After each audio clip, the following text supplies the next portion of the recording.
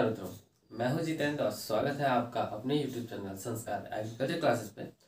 तो दोस्तों, जैसा कि आपने पिछले वीडियोस में देखा होगा कि वहाँ पे हमने डिस्कस किया था अबाउट इंट्रोडक्शन के बारे में। सीड टेक्नोलॉजी का इंट्रोडक्शन क्या है, उसके रोल्स के बारे में, उसके एम के बारे में और उसकी जो रिलेशनशिप है अदर सब्जेक्ट से उसके साथ, उसके बारे में हमने पिछले वीडियो में डिस्कस किया था। अगर आपने अभी तक वो वीडियो नहीं देखा है तो प्लीज़ ऊपर आई का आइकन दबा करके आप पिछले वीडियोस को देख सकते हैं।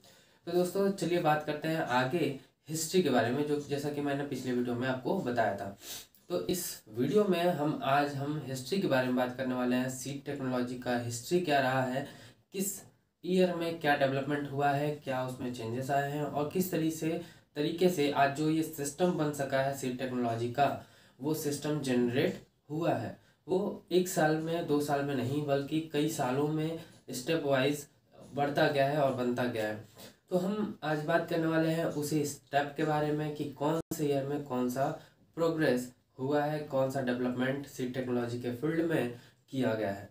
तो चलिए स्टार्ट करते हैं। 20वीं शताब्दी के स्टार्टिंग में वह कॉटन, व्हीट और सुगरकेन जैसे क्रॉप्स पे रिसर्च स्टार्ट हो चुके थे।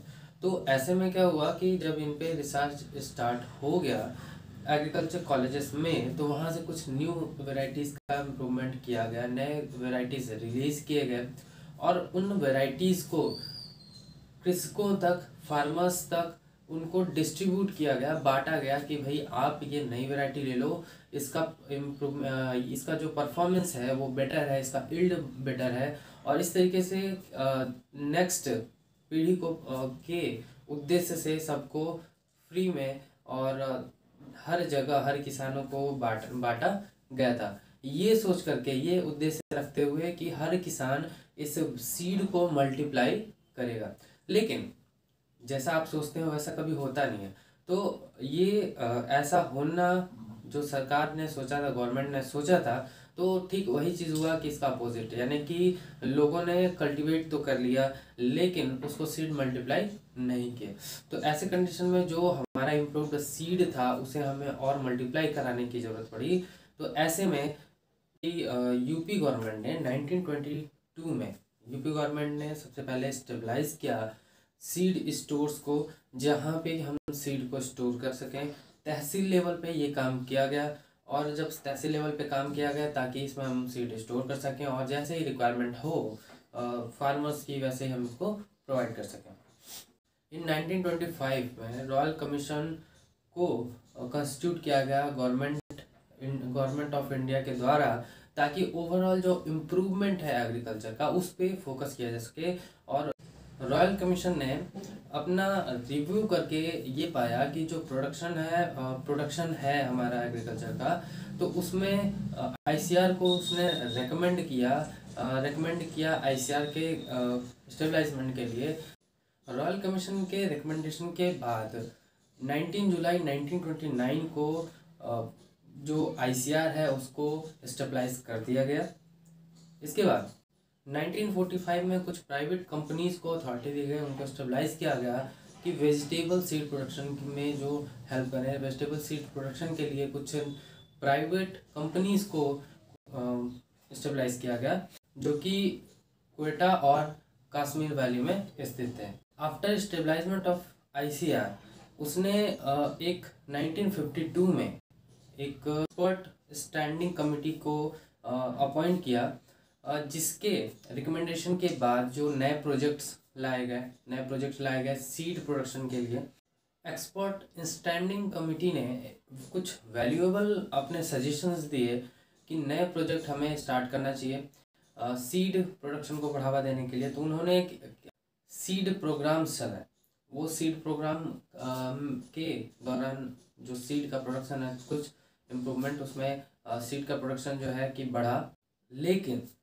लेकिन ये जो प्रोजेक्ट था वो फिर भी सेटिस्फैक्टरी नहीं था, उतनी सेटिस्फैक्टरी नहीं थी जितने अमाउंट में हमें सीड की रिक्वायरमेंट थी, वो सेटिस्फैक्शन हमें नहीं मिल सका। इसके बाद 1957 में आईसीआर ने मेज इम्प्रूवमेंट प्रोग्राम चलाया। उसमें इम्प्रूवमेंट प्रोजेक्ट तैयार किया और चलाया, और इसके जब सफलता मिली तो इसी से सिमिलर कुछ और प्रोजेक्ट चलाए गए जो सोरगम और बाजरा पे डिपेंडेंट था। सोरगम और बाजरा की हाइब्रिड वैरायटीज़ बनाने के लिए ये कुछ और प्रोजेक्ट चलाए गए थे।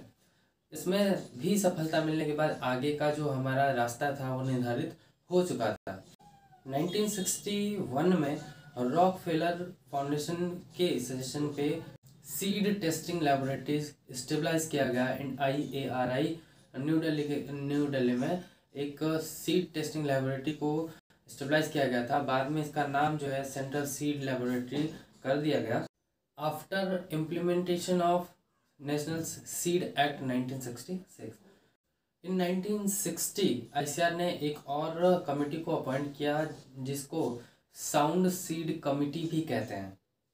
इन 1963 नेशनल सीड कॉर्पोरेशन स्टेबलाइज किया गया था जिसको हम शॉर्ट में NSC कहते हैं।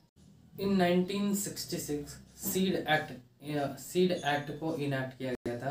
सीड एक्ट 1966 में जो नेशनल सीड एक्ट है उसको एक्ट में ले लिया गया, और इसके बाद से जो कि काम ये सीड के वैरायटीज़ को, इन टाइटल को और बाकी इसकी जो मेजर इंफॉर्मेशंस हैं उसको ये पब्लिश करता है या उसको बताना ज़रूरी होता है इस एक्ट के दौरान, जिससे कि किसान या फिर कोई भी यूनिवर्सिटीज़ एक सीड को की पहचान कर सके। लेबलिंग को निर्धारित करता है किसी भी पैकेजिंग पे, या फिर आप जैसे शॉप पे जाते होगे वहाँ से जब आप सीड परचेज करते हो तो आप देखते होगे कि उस पर एक लेबल लगा होता है जिस पे कि सीड के टाइप की बात, सीड के वैरायटी की बात, क्रॉप के बारे में, उसके जर्मिनेशन परसेंटेज के बारे में, फिजिकल प्योरिटी के बारे में, ये सारे के सारे जो डिस्कशन है, ये सारे के सारे जो डिटेल्स हैं उस पर आपको फील्ड मिलेंगे। और अगर ऐसा नहीं होता है इसका मतलब कि वो कंपनी उस सीड एक्ट को फॉलो नहीं कर रही है, यानी कि ये इलीगल। तो हमें ये कंपलसरी हो जाता है कि हम किसी भी सीड की पैकेजिंग करते हैं तो उस पर हम एक लेबल बनाएं, और उस लेबल में जो भी मेजर इंफॉर्मेशन है उसको हम वहाँ पे फिलअप करते हो, बताते हो कि इसमें कौन कौन सी डिटेल्स हैं, क्या है, ताकि हम अच्छे से उसको इवेलुएट कर सकें। इसके बाद 1969 में 12 जो सीड फॉर्म्स है, 12 सीड फॉर्म्स को मिला करके एक सीड फॉर्म बनाया गया जिसका नाम दिया गया स्टेट फार्म्स कॉर्पोरेशन है। उसको करने के लिए ये सोसाइटीज़ को 12 फार्म्स को 12 फार्म्स को मर्ज करके एक सोसाइटी बनाई गई, और उसमें हम रिसर्च का काम, सीड से रिलेटेड जो भी रिसर्च हुआ करते थे उसको कैरी करने के लिए हम ये ऑर्गेनाइजेशन, ये जो कॉर्पोरेशन था उसको हमने बनाया था। इन 1983 में सीड कंट्रोल का एक्ट लाया गया जिसमें हम सीड को एक कंपलसरी प्रोडक्ट के रूप में देखते हैं, उसको मान्यता दे दी गई, और इसको सेल करने का, परचेज करने का जो है कि अथॉरिटी दे दिया गया कि आप एक लिमिटेड क्वांटिटी में परचेज कर सकते हैं, सेल कर सकते हैं। लाइसेंस की सुविधा भी इसी 1983 के दौरान ही लागू कर दिया गया था। 1988 में न्यू सीड पॉलिसी लाई गई जो कि इनएक्टिव किया गया सेंट्रल गवर्नमेंट के द्वारा नए वैरायटी को रिलीज करके। इसके बाद 1991 में नए इंडस्ट्रियल पॉलिसीज़ को लाई गई, पॉलिसीज़ जो है इंडस्ट्रीज बनने लग गई थी, और इसके बाद नए पॉलिसीज़ को लाना जरूरी हो गया था। तो इंडियन गवर्नमेंट ने फिर इंडियन इंडस्ट्रियल पॉलिसीज़ को लाया जो कि जिनका काम था आर्टिफिशियल और हाइब्रिड सीड प्रोडक्शन, यानी कि फिर ये इंडस्ट्रियल जो एक्ट पॉलिसी लाई गई वो इंडस्ट्रियल कंट्रोल को लाने के लिए या कंट्रोल अप्लाई करने के लिए किया गया, जिसमें आर्टिफिशियल और हाइब्रिड सीड्स का प्रोडक्शन शामिल था।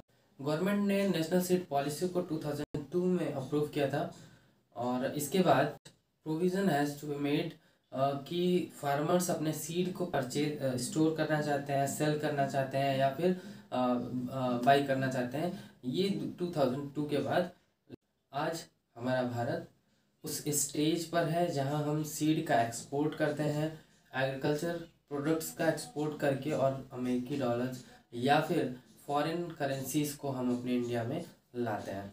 तो दोस्तों आज के वीडियो के लिए बस इतना ही। मिलता है नेक्स्ट वीडियो में, जहाँ पे हम डिस्कस करेंगे सीड टेक्नोलॉजी का डेवलपमेंट के बारे में। तो तब तक के लिए नमस्कार।